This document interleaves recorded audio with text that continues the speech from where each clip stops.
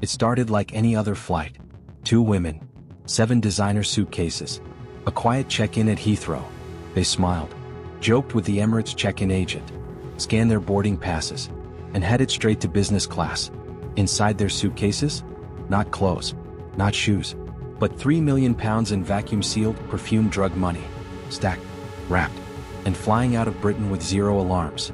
The system was perfect, until it wasn't, because this wasn't just a one-off. It was the 58th trip, in a network of 83, all connected by a single man, who never carried a bag, never left a fingerprint, and never made a sound. His name? Abdullah Muhammad Ali bin Biyat Alfalasi. No criminal record, diplomatic surname, connections deep enough to make problems vanish. He moved more criminal cash out of the UK than almost anyone in history, and he did it without a single gun, gang tattoo, or getaway car. Just business class tickets, forged documents, and couriers who looked like Instagram influencers on vacation. But one bag went missing, one text leaked, and one courier didn't survive the weight of what they were carrying. This is the story of a luxury smuggling ring, and the silent empire that almost got away with everything.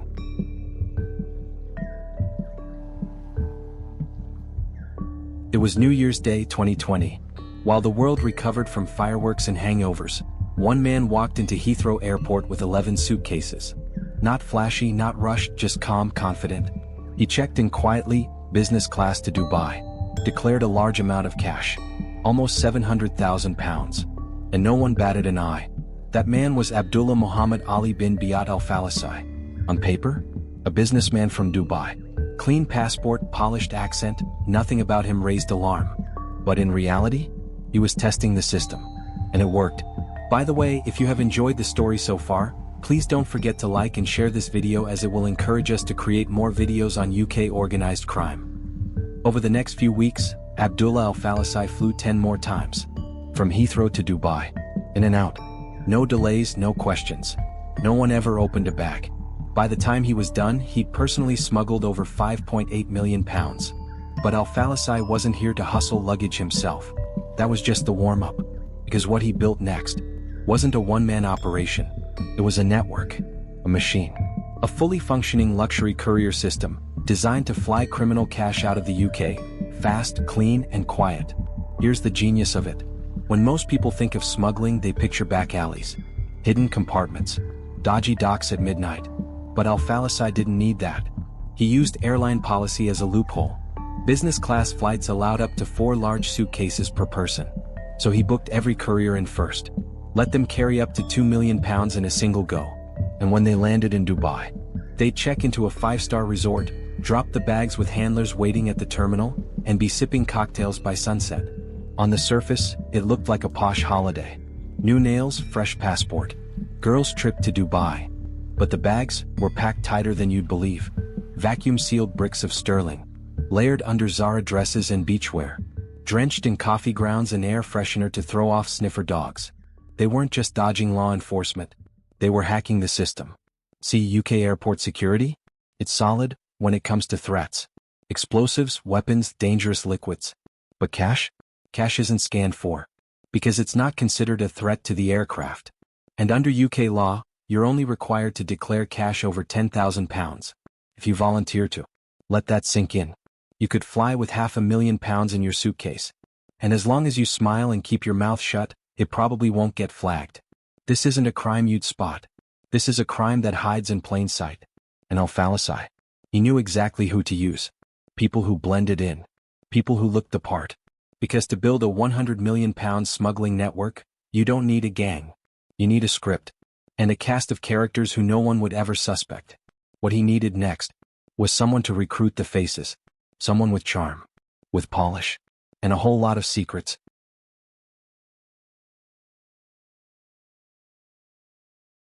Before a suitcase was zipped, before a boarding pass was scanned, every courier in this story passed through one person. Not a boss, not a gangster, but a woman from Leeds, named Michelle Clark. On paper she was harmless. A former Sky TV executive assistant, recently moved to Dubai with her husband, a former pro footballer, and their kids. She lived in a high-rise, posted the occasional brunch selfie. She looked like someone you'd meet at the PDA, not someone neck-deep in international money laundering. But Michelle Clark wasn't just involved. She was the linchpin. The glue that held Alfalasi's empire together. This wasn't freelance. It was a production. And Clark was directing it all. Sunshine and Lollipops. That was the name of the encrypted group chat where it all happened. Sounds harmless, right? But behind the emojis and voice notes was one of the most calculated courier operations the UK has ever seen. Here's how it worked. Recruitment. Clark didn't scout street corners. She watched timelines. Instagram girls, travel lovers. People with that Dubai look. Some were friends. Others came through introductions. You in a tight spot? Want to make 3K fast? Just carry some cases. Legit. No risk. To sell. She used a tone that was calm, polished, even professional. She acted like she worked for the UAE embassy. Couriers described her as well-spoken, classy, sounded like HR. To reassure them, Clark sent stamped certificates, letters on Omnivest gold trading letterhead, and messages like, "Don't worry, hun, it's all cleared. Just don't go chatting to border officers." Control. Once vetted, you were added to Sunshine and Lollipops. Only Michelle spoke. No chit-chat. No questions. You'd get a burner phone, a full itinerary, hotel bookings, return flight confirmation, packing instructions, down to which suitcase brand to use. Silence. The rule was simple, say nothing. Outside the group, you didn't know Michelle. Inside it, you followed her word like gospel. One girl said she felt like she was part of an elite club. Another said she just wanted money for her daughter's school fees. All of them thought they'd be in and out. Few nights in the sun. Few bags to carry. No one gets hurt. But that's the thing about quiet jobs. You don't feel the danger until it's already inside your hands. One of the girls once asked, "What happens if I get stopped?" Clark answered, "You won't." And for months she was right. Dozens of trips. Dozens of couriers. Millions moved. Michelle handled it all from her flat in Dubai. She didn't carry a single bag. She didn't need to. Because she carried people. 12 more. Because the network was scaling. Because the demand was rising. Because the drug cash flooding the UK streets had to move fast. And someone had to get it out. So Michelle did what she always did. Looked for more people who wouldn't ask questions. But in that same week, someone else was making plans too. A young woman from Leeds. New to the game. Tired of being broke. Ready for her first trip. Her name? Tara Hanlon. And her suitcase was already packed. They didn't look like criminals. No ski masks. No dark alleys. Just lashes, nails, Zara dresses, and suitcases that could break your back. They were influencers. Models. Recruitment officers. Single mums. Personal assistants. And they were the perfect camouflage. Because if you're sending £100 million in drug money out of the UK, who better to carry it than someone Border Force wouldn't even glance twice at? Take Tara Hanlon. From Leeds, 30. Worked in recruitment. New lashes, fresh tan, blonde ponytail tight and high. The kind of girl you'd see on a night out in Soho, not in the back of an interrogation room. But on October 3, 2020, Tara wheeled 5 massive suitcases into Heathrow Terminal 5. Alongside her, another woman, Megan Reeves. They told staff they were off on a girls' holiday to Dubai. But what they were really carrying was nearly £2 million in vacuum-packed notes. Air fresheners between the bricks. Coffee grounds around the edges. Clothes layered on top like icing on a cake. The dogs clocked it. Border Force pulled her. Tara said she didn't know what was in the bags. Said her mate packed it. Said she was just going away for a break. But her phone? It told the truth. Those weren't holiday texts. Those were crime trail breadcrumbs. Straight back to Michelle Clark. But Tara wasn't the only one. Let's talk about the others. Jo Emma Larvin, former model. Dated boxer Joe Calzaghe. Appeared in a 2008 McFly music video. Wildlife photographer. Fashion. PR. Glam lifestyle. And yet, behind the posts was a quiet courier who flew to Dubai with £3 million across 2 trips. She was recruited over coffee in Knightsbridge. Offered £3,000 and a luxury resort stay for a delivery job. She said yes. Then she brought her partner along. Jonathan Johnson, worked in executive recruitment. Texted her saying the luggage looked effing ridiculous. But he still boarded the flight. Still helped carry the weight. £3 million between them. And not a single piece of it earned honestly. Amy Harrison from Surrey. Kept it low-key. Helped with packing bookings. Didn't ask questions. Just followed instructions. Beatrice Odie, 26, from Fulham. Media background. Hesitated at first. But Michelle Clark handed her stamped papers and a logistics role. She ended up organizing 16 smuggling trips alongside her own. Paige Henry, just 25. Already trusted with £8 million over 4 trips. Never slipped. Never flagged. Nicola Essen, 56, from Leeds. Offline, no digital footprint. Flew under the radar for months. Carried 19 suitcases across 3 journeys. £6.5 million passed through her hands. Mohammed Ilyas, solo flights, no noise. Did 2 trips. On one, a bag went missing. Turned up at Heathrow unopened. Still packed with £431,000 in cash. That one mistake got him flagged. And one more. An unnamed mail courier. Flew £4 million out in August 2020. A few weeks later, he died by suicide. Authorities found texts on his phone about the operation. Instructions, handovers, times. He never flew again. If you're just watching and not subscribing, ask yourself this: how many more of these operations are still running today unnoticed? Because this wasn't the only one. And it won't be the last, and we are dedicated to bringing these stories to life. We plead that you like and subscribe, as this will encourage us to tell more stories about UK underworld crimes. Thank you. They were just people. Ordinary faces. Good Instagrams. Nice smiles. But they moved more money for organized crime than most drug runners in Britain. And the truth is, they were chosen because they didn't look the part. No tattoos. No rap sheets. No heat. But you can only run that many trips before the system hiccups. Before someone gets greedy, or scared, or sloppy. And that's exactly what happened. He didn't have a record. He didn't carry a weapon. He didn't shout or steal or threaten anyone. He just got on a plane. With a suitcase. Like everyone else. Except this one was packed with nearly £4 million in drug cash. And this time, he wouldn't come back the same. We don't know his full name. We're not shown his face. But what we do know is that he flew in August 2020, part of Alfalasi's network. Business class to Dubai. Smooth check-in. No flags. No dogs. Just a man in a shirt and jeans, doing a job he thought would be easy money. This was his first trip. Maybe his second. He was trusted, quiet, dependable. The type Michelle Clark liked. No noise, no fuss. The kind of person who disappears into crowds. He made the drop. Checked into the hotel. Had his 1 or 2 days in the sun. Then flew back home. Then something changed. He stopped responding. Didn't reply in the group chat. Didn't take on another job. Then came the silence. And then came the worst part. He died by suicide. No one in the network saw it coming. No goodbye. No warning. Just gone. No response. The authorities didn't understand the full scope yet.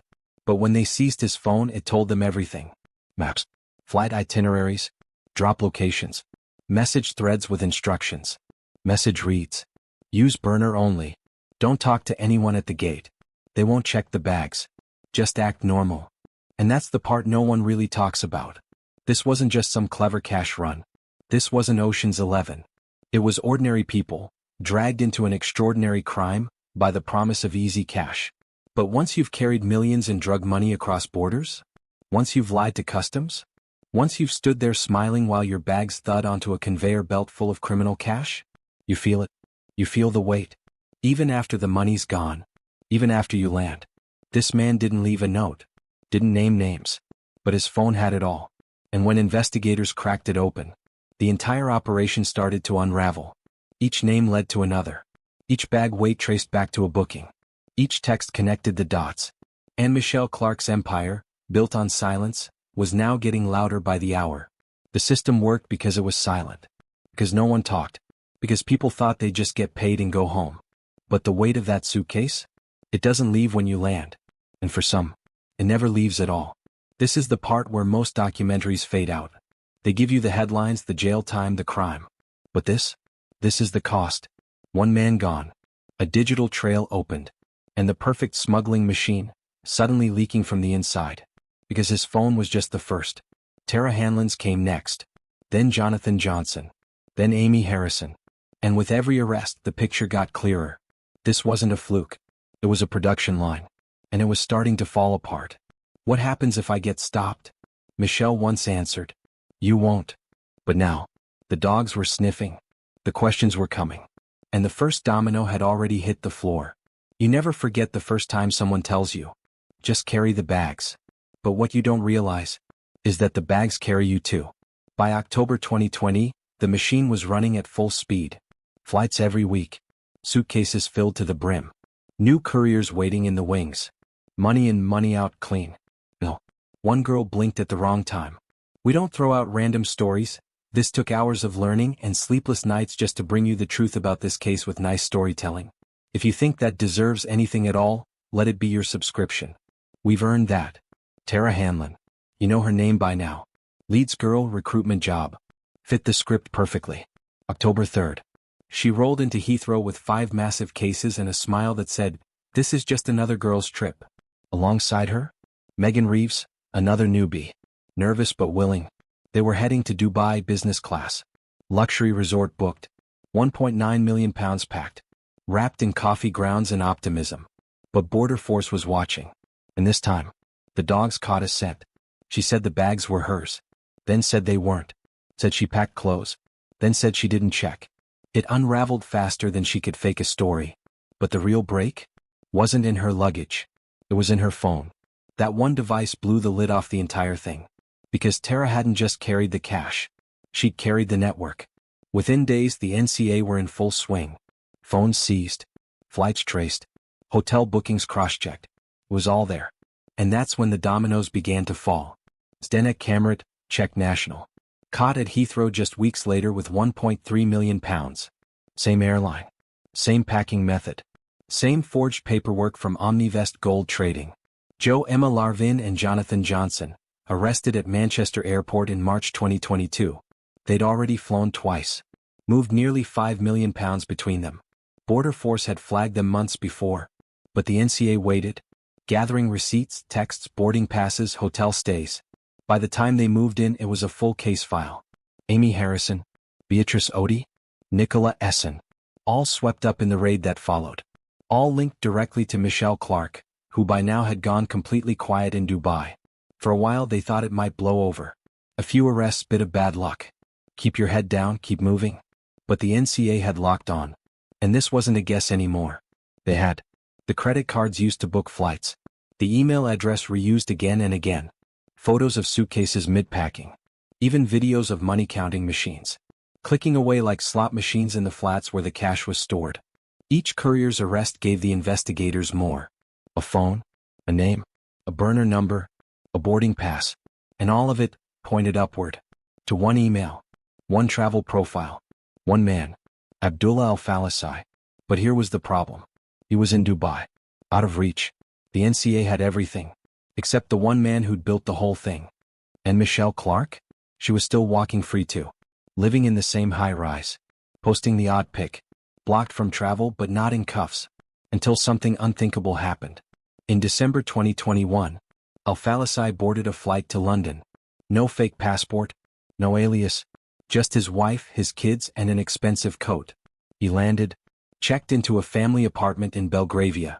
Maybe he thought he was invisible. Maybe he thought no one would notice. Maybe he didn't realize. His name was already everywhere. The NCA waited, watched, built a quiet case around him.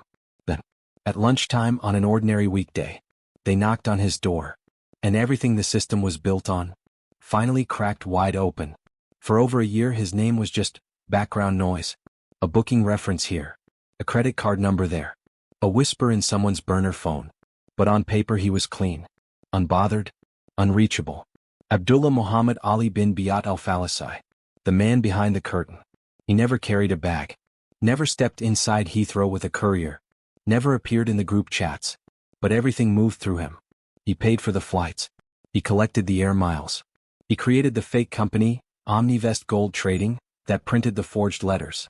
And he took a 10% cut from every pound smuggled out of the country. You don't build a £100 million cash operation by accident. You build it carefully, quietly, and in his case, with a view of the Dubai marina. But then, in December 2021, he did something no one expected. He came back. With his wife and kids, Alfalasi landed at Heathrow. Traveled to an apartment in Belgravia, owned by his in-laws. No disguise. No aliases. No burner phone. He thought he was safe. The NCA were ready. They'd been sitting on a pile of evidence. But they couldn't touch him in Dubai. No. He just walked straight into their hands. Inside the flat, Agents seized 3 mobile phones. Not much at first glance. But when they cracked them open, everything poured out. He didn't just bankroll it, he micromanaged it. Every detail, every bag, every name. For a man who never set foot in the drop zones, Alfalasi was in every room without ever being seen. In June 2022 at Isleworth Crown Court, he finally stood trial. He pleaded guilty to removing criminal property, over £100 million laundered out of the UK. The judge called it a considerable network under your charge, operating over time and involving others you directed. Sentence, 9 years and 7 months. £2.5 million in assets seized. That included a Mercedes G63, a Ford pickup, 3 Rolex watches, and cash across multiple bank accounts. Every penny traced, every luxury touchpoint clawed back. But here's where it gets sticky. Michelle Clark, the fixer, the recruiter, the woman behind Sunshine and Lollipops. She's still free. Barred from travel, yes, but not in a cell. Not on trial. Not facing her courier army. Her name came up again and again, linked to nearly every single runner. The woman who never carried a suitcase, but knew exactly what was inside each one. They built a system where no one looked guilty, where everyone had a cover story, where trust was bought and fear kept people quiet. But one lost bag, one leaked text, one suicide, one cocky flight back to London. That's all it took. Now the network's gone. The machine is broken. But the cracks it left behind? Still showing. Because you can swap faces, get new couriers, change company names. But as long as airports don't scan for cash, as long as people are desperate, as long as £3,000 for one trip sounds like a way out, this story will happen again. Michelle Clark remains under investigation. She has not been extradited. £104 million is the estimated total moved through the courier network between 2019 and 2020. Some couriers served time. Others walked free. One never came back. This shook you? Don't just watch and scroll. Subscribe. Make noise. Because if silence built this empire, then silence will let it happen again. That's the thing about a suitcase. From the outside it looks ordinary. Luggage, holidays, a few days away in the sun. But what if the suitcase next to yours held £500,000 in drug money? What if the girl in front of you in the airport queue wasn't off to sip cocktails in Dubai, but laundering cash for one of the UK's deepest criminal networks? Because that's exactly what happened. Dozens of times, right under everyone's nose. And the system? Let it roll. No cash detection. No full scans. Just a form that asks, are you carrying more than £10,000? And most people tick no. Simple, slick, silent. Just like Michelle Clark. Still out there. Still not charged. Still not sorry. She didn't carry the bags. She didn't break a sweat. She just sent the text, and made the calls, and made sure everyone else took the fall. One man died. Others went to prison. Some just vanished from the record. But the money kept moving. And the question now isn't whether it happened. It's whether we're ready for the next version of it. Because it won't come in the form of gangsters. It'll come in Louis Vuitton luggage, with return tickets, and fake business letters printed on glossy paper. You won't see it coming. Until someone like Tara Hanlon gets stopped again, and another phone lights up with a message that says, if you watched this and felt anything, shock, anger, curiosity, then don't just disappear like the rest of them. Subscribe. Because silence lets them rebuild. And the next time it happens, it might be someone you know. And if you're the type that still won't click that red button, cool. Drop into the comments and explain why. Seriously, we'll wait. Why won't you subscribe after hearing all that? Go on. Say it with your chest.